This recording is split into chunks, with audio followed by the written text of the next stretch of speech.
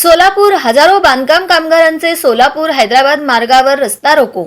कामगार कल्याणकारी मंडळाच्या वतीने मोफत कुपन मिळणार असल्याचे सांगण्यात आल्याने जिल्ह्याच्या कानाकोपऱ्यातून आलेल्या कामगारांना मुळेगाव रोडवरील हिंदुस्तान स्टील गोडाऊन येथे कुणीही न आल्याने सकाळपासून रस्ता रोकोचा मार्ग अवलंबावा लागला। यामुळे सोलापूर हैदराबाद रोडवरील वाहतूक काही वेळेसाठी रोखली। पोलिसांच्या मदतीने ती सुरळीत करावी लागली। मात्र या प्रकारामुळे कामगारांना नाहक मनस्ताप सहन करावा लागला। बांधकाम कल्याणकारी मंडळाच्या वतीने बांधकाम क्षेत्रातील कामगारांना स्वावलंबी जगता यावे यासाठी बांधकाम साहित्यासह गृहोपयोगी वस्तूंचे किट देण्यात येते।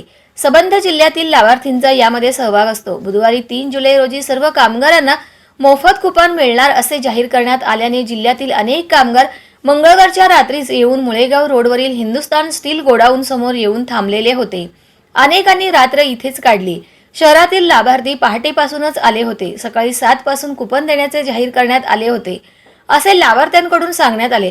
प्रत्यक्षात 10 वाजल्यानंतरही तिथे कोणी फिरकले नाही। यामुळे जमाव प्रक्षुब्ध झाला। संतप्त झालेल्या हजारो लोकांनी मुळेगाव रोडचा कब्जा घेऊन रस्ता रोको आंदोलन सुरू केले। हायवेवरील वाहतूक रोखली गेल्याने सोलापूर तालुका पोलीस ठाण्याचे पथक घटनास्थळी पोहोचले।